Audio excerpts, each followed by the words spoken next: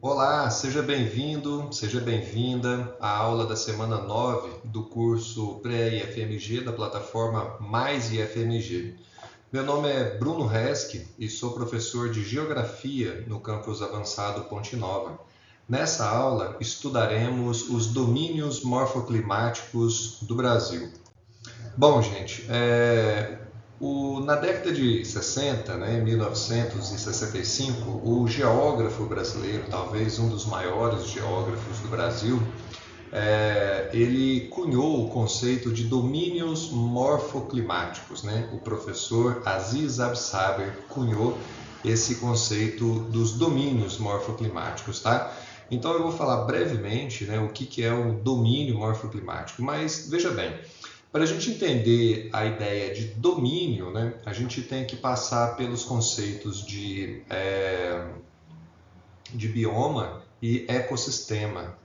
O ecossistema seria a interação, né, da vida com o meio físico, independente da escala, certo? Então, por exemplo, numa gota de orvalho na grama, você tem todo um ecossistema dentro de uma gota d'água, pois ali é o ambiente, é o meio físico que tem as condições de fluxo de matéria, fluxo de energia, que possibilitam o desenvolvimento da vida, tá? Depois nós temos o conceito, né, lá na biologia, o conceito de ecossistema. O conceito de ecossistema então, um conjunto maior, tá? Espacialmente falando, onde você tem algumas características ambientais que é possível o desenvolvimento de vários ecossistemas, tá? Então veja bem, no conceito de bioma, você tem uma interação muito grande com o clima. Por exemplo, você tem um mapa de biomas, ele está bem associado com o mapa de clima, tanto do Brasil quanto do mundo, certo?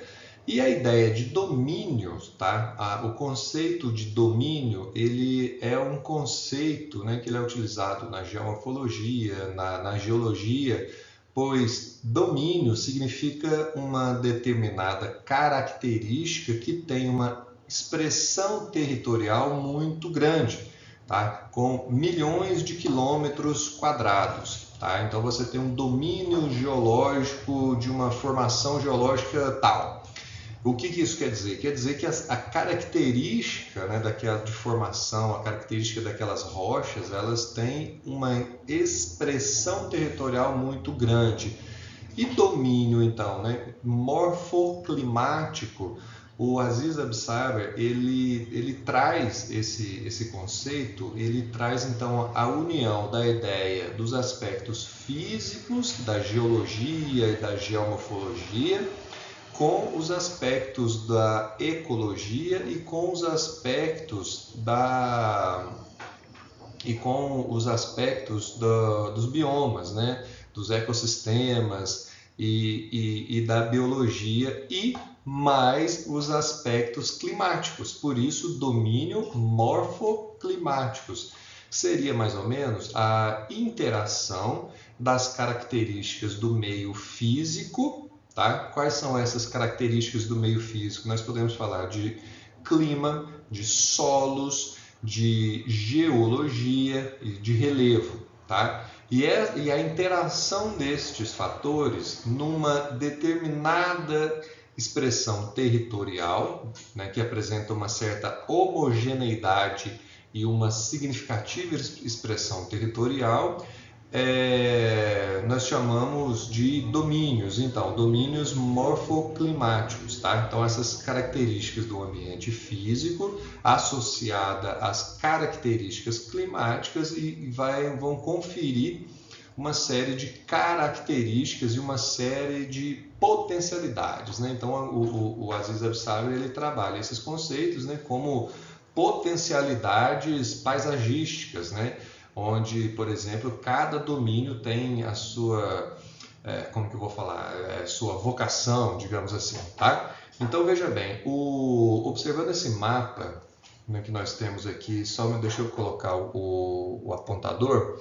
Esse mapa, né, é o mapa de domínios domínios morfoclimáticos do Brasil, que nos mostra o seguinte, olha, então nós temos áreas centrais, áreas com maior homogeneidade dessas características, lembrando, né? Relevo, clima, solos, vegetação e geologia, por exemplo, tá? E vocês podem observar que tem no entorno dessas áreas, que nós chamamos de área core, tá? Ou área central, onde você tem a expressão mais representativa de cada domínio, você tem aqui essas faixas brancas, tá? Que nós chamamos de faixas de transição. Tá? Então, dentro dessa faixa de transição pode ocorrer tanto características de um domínio quanto de outro domínio. Tá? Então, você fica aqui numa zona de transição. E a área central, a área mais representativa, nós chamamos de área core, tá? Core, de coração, né? Área central.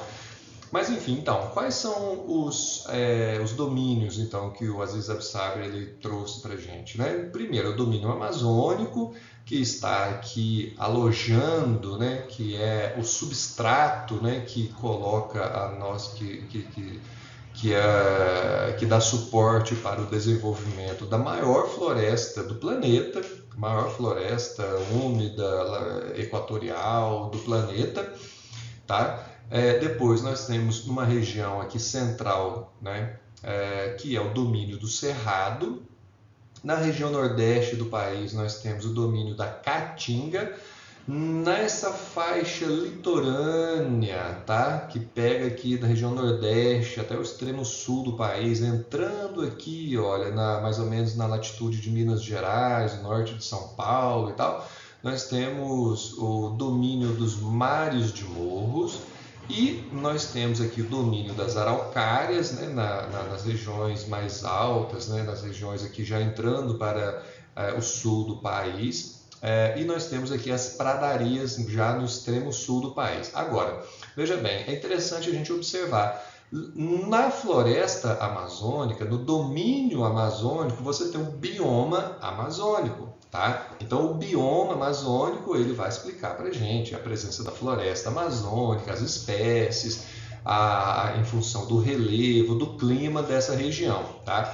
E o domínio morfoclimático, às vezes Absaber ele vai trazer para a gente uma leitura, né, da geologia, da geomorfologia da região, influenciando como substrato para a presença dessa floresta nessa região. Aqui nós temos... Bom, veja bem, aqui a gente consegue fazer também uma associação com clima, ou seja, domínio morfoclimático.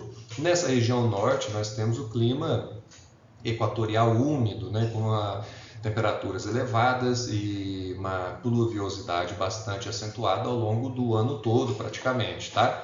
Nessa faixa central aqui do país, olha que corta o país aqui, nessa faixa central nós temos clima tropical, tá? É o clima tropical clássico. Onde nós temos clima tropical, nós temos o Cerrado, tá?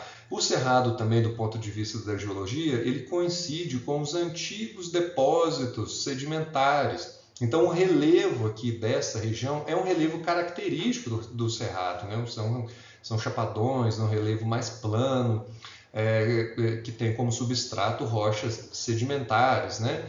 Aqui, então, veja bem, clima tropical, cerrado, geologia predominante, né, vamos falar assim, rochas antigas, bacias de sedimentação.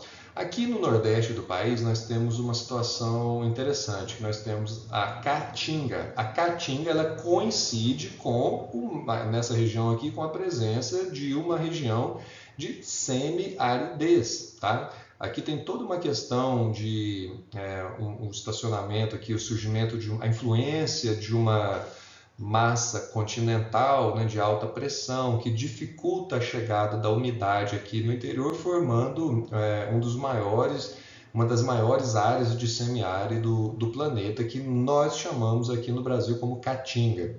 Nessa zona litorânea, que nós chamamos de mares de morro, também está associada ao conceito lá dos biomas de Mata Atlântica. E a Mata Atlântica, né, assim como os mares de morros, eles estão diretamente relacionados com o clima atlântico úmido, né, litorâneo úmido e tal. Onde tem uma influência grande aqui da massa de ar, né, da umidade que vem do Oceano Atlântico aqui para essa região tropical. E veja bem, aqui tem um detalhe, se você observar nessa região aqui do Rio de Janeiro, Espírito Santo, Minas Gerais, você tem uma reentrância aqui dos mares de morros e uma reentrância aqui no sentido oeste da Mata Atlântica. Tá? Aqui nessa região nós chamamos de clima tropical de altitude, por conta das montanhas, por conta do relevo mais montanhoso. Por isso que o Aziz Abissabel ele coloca isso para a gente como mares de morro. Aqui já, né, fazendo uma linha aqui, olha, o Trópico de Câncer, o Trópico de Capricórnio, ele está passando por aqui mais ou menos. Então daqui para baixo nós já temos o clima subtropical.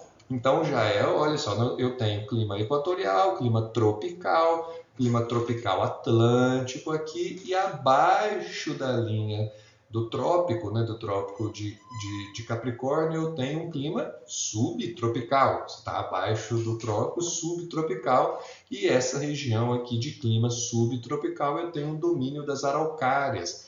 E se a gente observar a geologia, a geomorfologia dessa região aqui, essa região ela é dominada por derramamentos basálticos e que formam um relevo, né, de serras, né, as serras gaúchas, né, as serras onde predomina basalto, intercalação de basalto e arenito, e nas regiões mais elevadas, nas regiões mais planas e mais elevadas, nós temos a presença da araucária. Então veja bem, a araucária ela tem como característica, né, o frio, né? Ela é uma planta adaptada, né, para uma variação do frio, né, a presença de frio.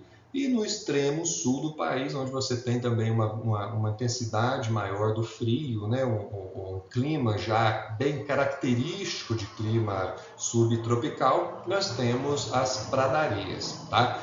E então é isso, mais ou menos fazendo um resumo bem resumido do que são os domínios morfoclimáticos.